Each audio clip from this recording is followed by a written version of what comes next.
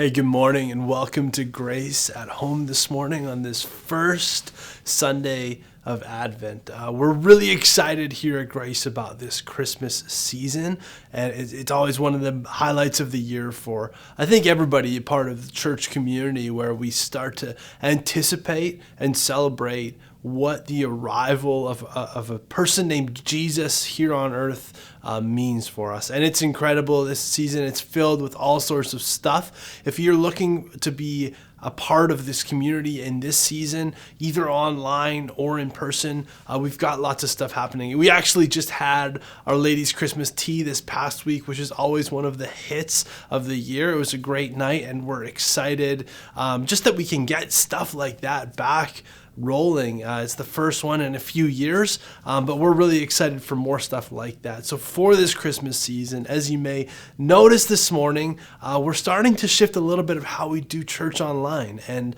we hope that you find value in seeing a few different faces through the morning. We'll keep it short, we'll keep it brief, we'll keep it more, talking to you in your living rooms or your phones or wherever you're watching this morning. Pastor Scott will be sharing in a few moments. But we're also gonna have our first Advent reading this morning. We just wanted to let you know of a few things that are coming up. We're obviously back in person at 280 Cairn Road. If you're in the city and comfortable or interested in joining us, the Advent season is upon us, and it's just a really, like I said, exciting time of year. And then our Christmas Eve service is happening, obviously, on Christmas Eve, December 24th, which is a Saturday, and so that's going to be at 4 o'clock this year. It's a Saturday. We're going to try out a new time. We had a couple times scheduled last year before things kind of got shut down, but Christmas Eve this year is going to be Saturday at 4 p.m., and we'd love for you to join us if you're interested in being a part of that in person. There's not going to be an online Christmas Eve experience, but there will be a short Christmas devotional Sunday morning. There's not going to be an in-person service on Sunday morning because we will have just gathered as a church family a few hours before that, and we know a lot of families have their own traditions on Christmas morning, and so we're really excited for this season. Like I said, the 24th, 4 p.m. here at 280 Cairn Road, and then in the morning there will be a devotional online that we'll have uploaded ready to go for that morning. So thank you for joining us this morning. We're going to head to the Advent table now. Welcome to the Advent table.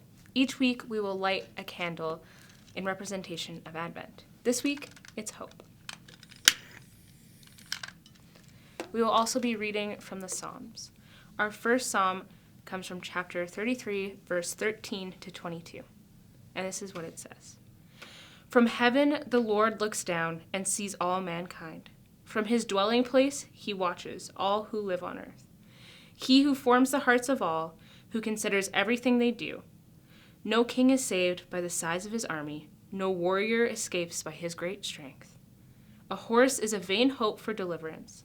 Despite all its great strength, it cannot save.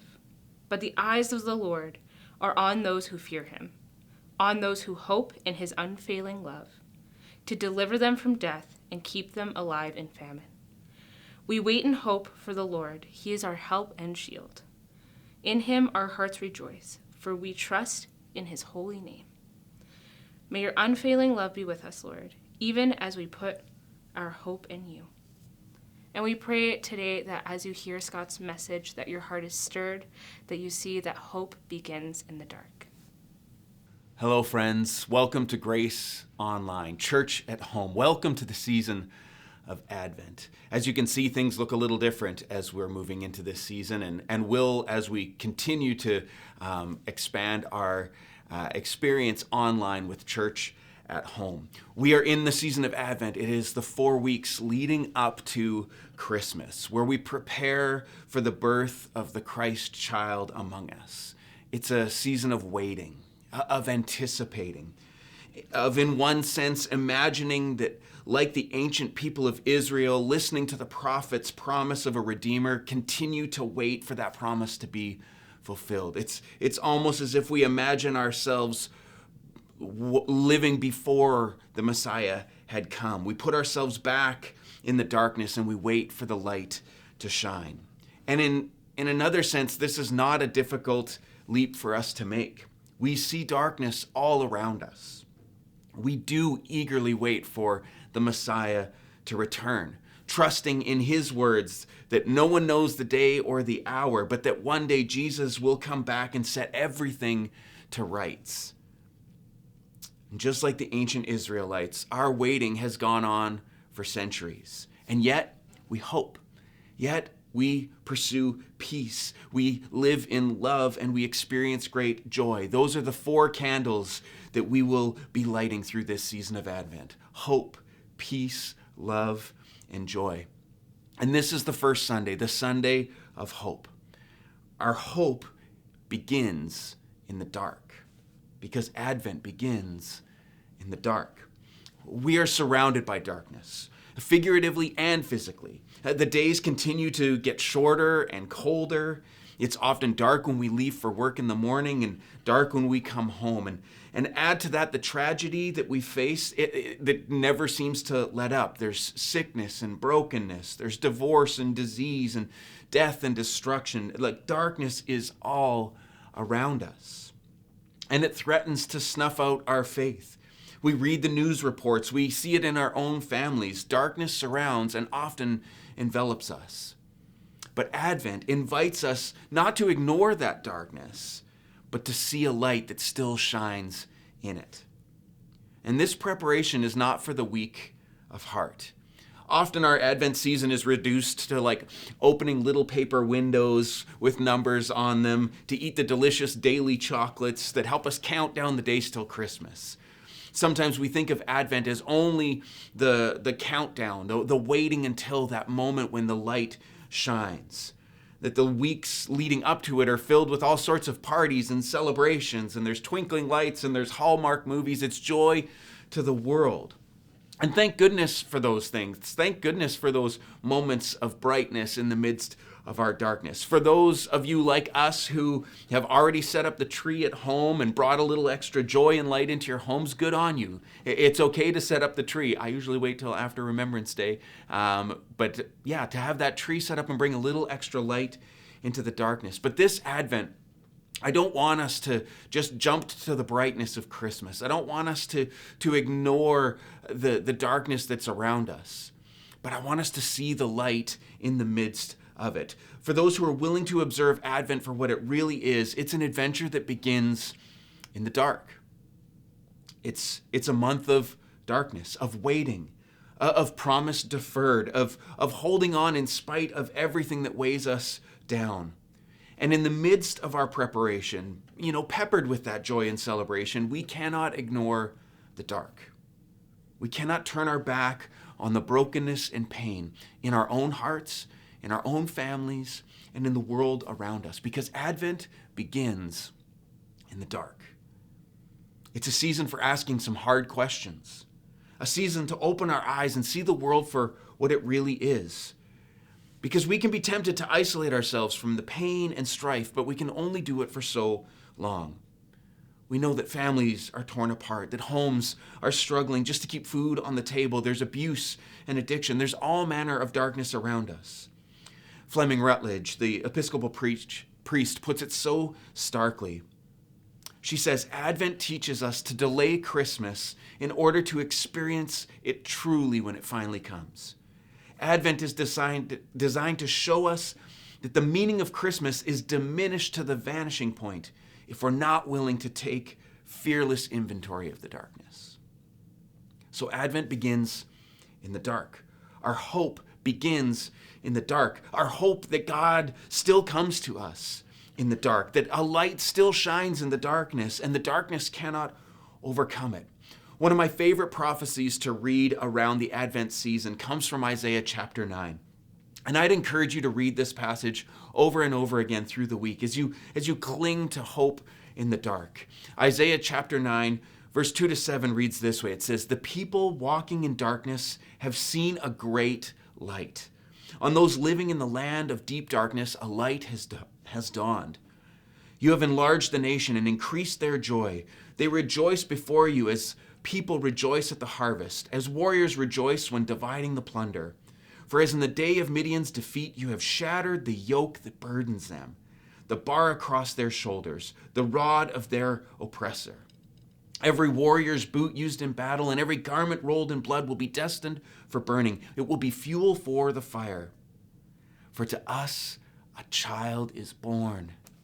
To us a son is given, and the government will be on his shoulders, and he will be called Wonderful Counselor, Mighty God, Everlasting Father, Prince of Peace.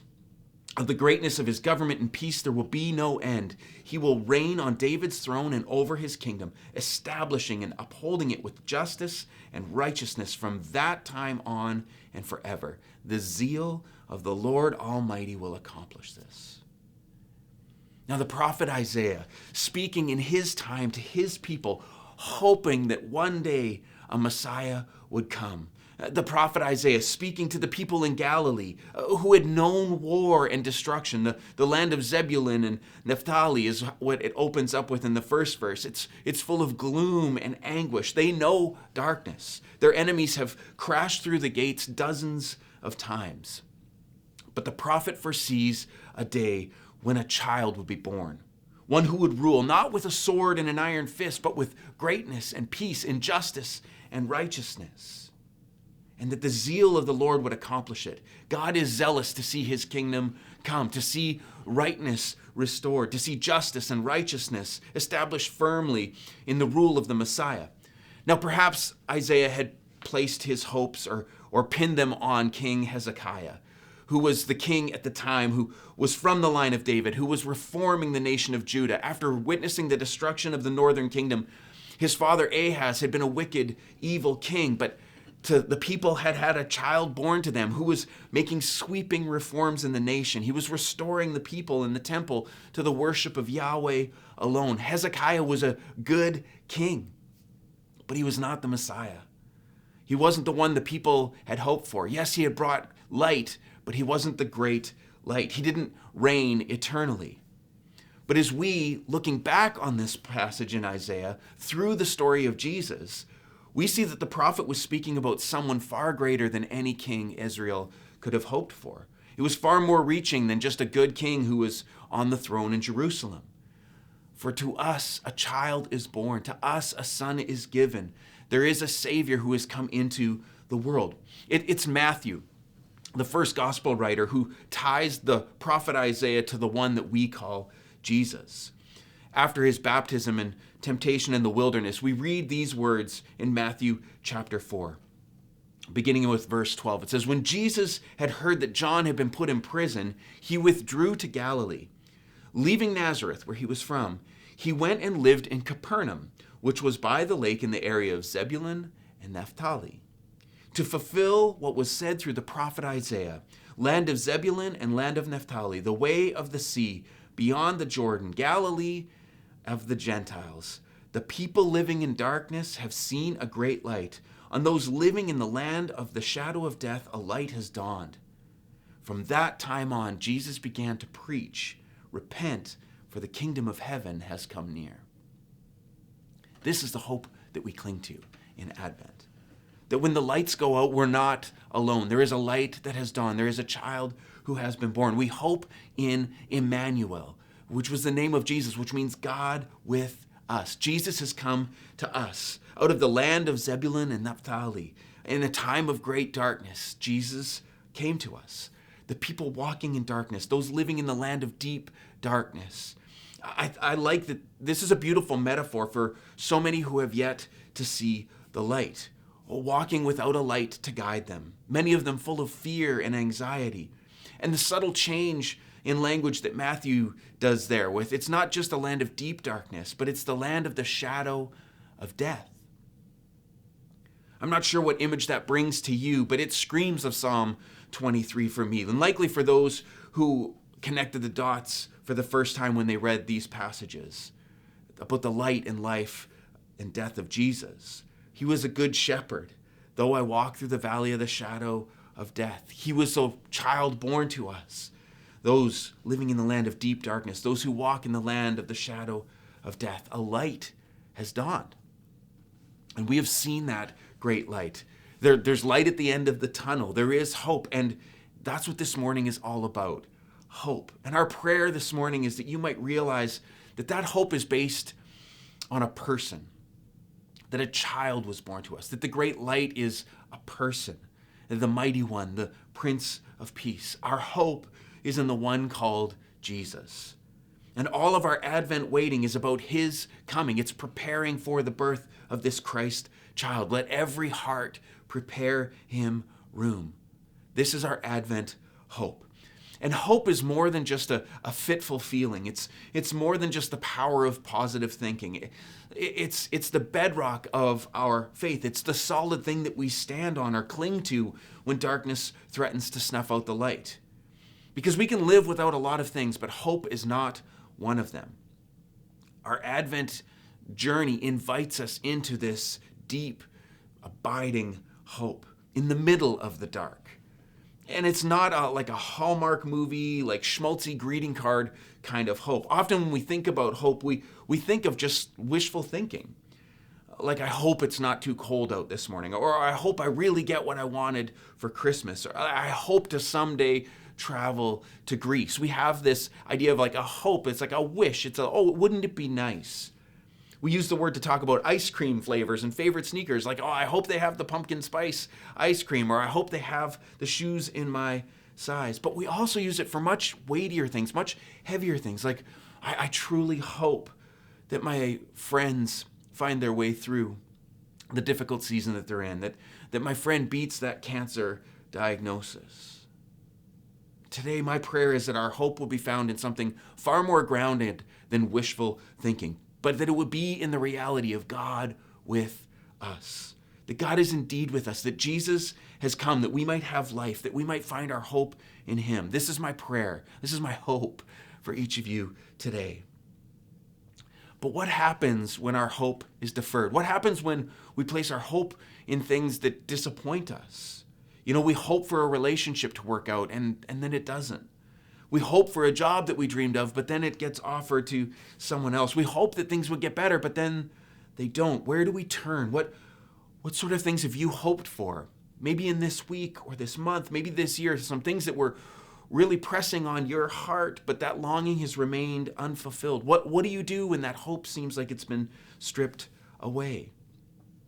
Can I encourage you, when you find yourself feeling like the darkness is creeping in, when you feel like hope is waning, to put your hope in the one who's promised to be faithful.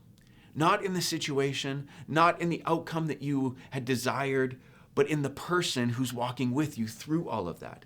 Can I encourage you to put your hope in the one who's promised to always be true to you?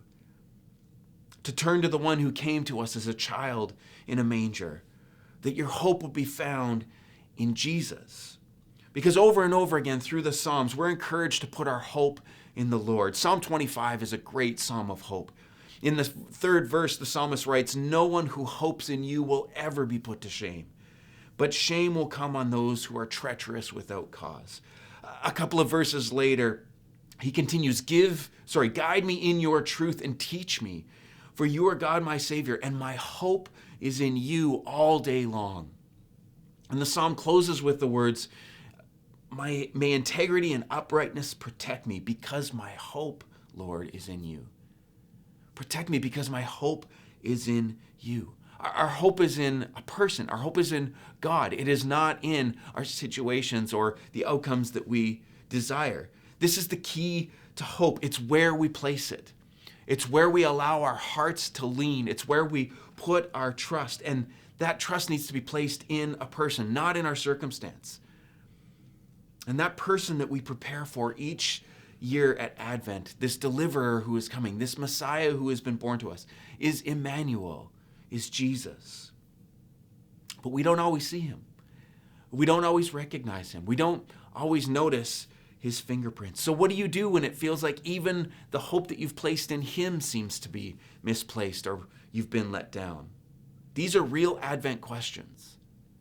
Our Advent begins in the dark.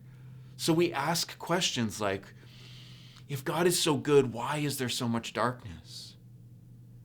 Why do some of our prayers go unanswered? Prayers that we know God would want what's best for the people we're praying for.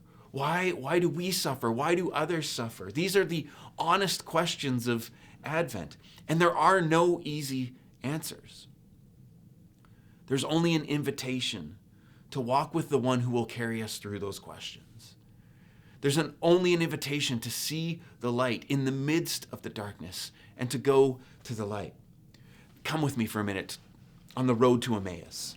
In Luke 24, verse 13, we pick up the story. Jesus has died, he's been buried, and there's some disciples walking on the road to Emmaus. And Jesus joins them, but they don't recognize him. This is how the story goes. Luke 24, verse 13 says, "Now, the same day, two of them were going to a village called Emmaus, about 7 miles from Jerusalem. They were talking with each other about everything that had happened. And as they talked and discussed these things with each other, Jesus himself came up and walked along with them, but they were kept from recognizing him. He asked them, 'What are you discussing together as you walk along?' They stood still, their faces downcast. One of them, named Cleopas, asked him, 'Are you the only one visiting Jerusalem who doesn't know the things that have happened there in these days?' 'What things?' he asked. 'About Jesus of Nazareth,' they replied. 'He was a prophet, powerful in word and deed before God and all the people. The chief priests and our rulers handed him over to be sentenced to death, and they crucified him. But we had hoped that he was the one who was going to redeem Israel. And what is more, it is the 3rd day since all this took place.'" Notice that phrase, "we had hoped." You know, he was this prophet. He was powerful in word and deed. Like the chief priests, they handed him over to be sentenced to death. But we had hoped. We had hoped he was the one who was going to redeem Israel. We had hoped he was the one. Little did they know that the one they had hoped in was walking along with them. But their hopes weren't in who he was as a person, but what he was going to accomplish. They had hoped that he was going to overthrow the Roman rulers. They had hoped that he was going to be the one who was going to establish a throne in Jerusalem. And isn't that often the way our hope goes? We hope not so much in who he is, but on what he can do for us, or the way that he's working in our lives. So what do we do when it doesn't go the way we had thought it should? God works in ways that are mysterious and we don't always understand. So what do we do when our hopes seem dashed? I remind myself that I don't get to see the whole story. I don't get to watch it all unfold. Sometimes when I gain some perspective on a particular moment in my life, I can look back and I can see God's fingerprints and I can see the hints of where he showed up and spared me or steered me or worked in a way that I didn't quite understand at the time. But I don't get to see the whole picture. We don't always live with this eternal perspective. We're in the middle of the story that's being written, and plot twists are plot twists for a reason. And the call for us in the midst of those things is to continue to trust, to continue to place our hope in God, even when the situation doesn't seem to warrant that sort of trust. We don't always know what God's up to in that moment. And that's why the journey of Advent is not for the faint of heart, because we don't always get to see the answers we had hoped for. There are no quick and easy answers. Advent begins in the darkness of our doubt and our questions, in the darkness of our fear and our disappointments. We had hoped. Fill in the blank with what you had hoped and not seen realized. Where it seems like, oh, but he's been dead for 3 days. How can he be the Messiah? We had hoped, but it seems like God has not answered. Here's the truth. Our hope begins in that kind of darkness. We don't get to see the whole story, but we trust, even in the midst of that there is a light that has dawned, that there is a child that has been given to us, because our hope isn't what he might do. Our hope is in who he is. It's not in how smooth the sailing is. It's on who's steering the ship. The disciples on the road to Emmaus had hoped. That it seems like there had been hope, and that hope was either lost or misplaced. They had hoped. They had this picture of what the Messiah was going to do, of how the Messiah was going to work when he came, that he was going to restore the nation of Israel, that he was going to somehow deliver them from the Roman occupation, that he would set up a throne in Jerusalem. And it looked like Jesus hadn't accomplished those things.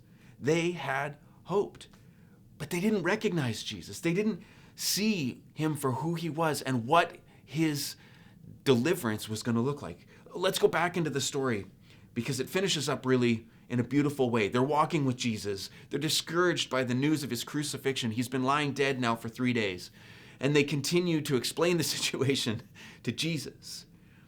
It says, in addition, some of our women amazed us. They went to the tomb early this morning, but they didn't find his body.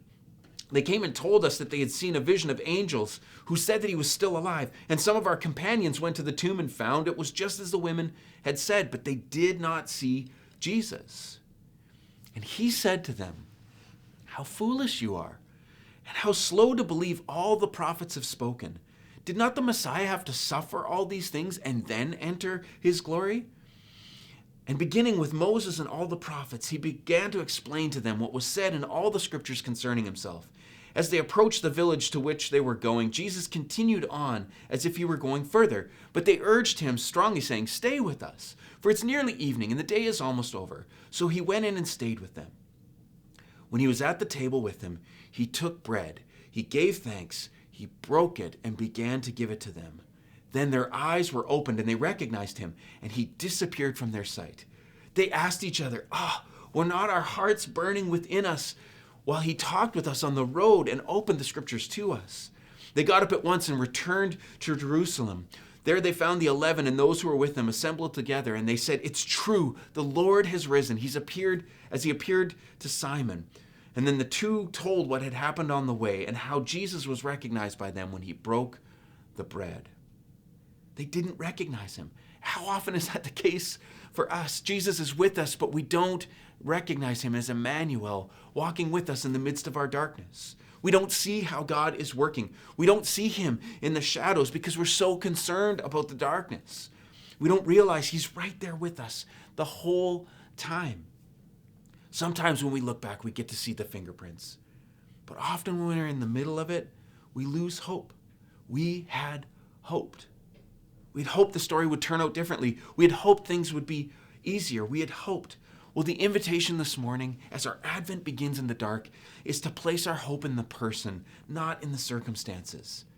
Not even in what that person might do to get us out of it. To hope in Jesus. To walk with him through our darkness and questions. To trust that he is indeed the light of the world. To put our hope in him, in who he is. The light in the darkness. The everlasting Father, the Almighty God, the Prince of Peace. He is our hope, Emmanuel, God with us. So light a candle. Center your heart on the one called Jesus, for he is our great hope. And know that the darkness will not last forever. There is one who will return and set everything to rights. May the hope of this Advent season burn bright in your hearts as you place your trust and hope in him, because our hope begins in the dark. Let's pray. Lord, we see darkness all around us, and we confess at times it feels too hard to see the light, that the fear, the worry, the pain, the grief, at times it almost seems too much to bear. But even in that shadow of death, even in the numbing darkness, we know that a light has shined. We know that somewhere in the depths of our souls, you break through all of that darkness with your glorious light. You come to us, Emmanuel, in the dark.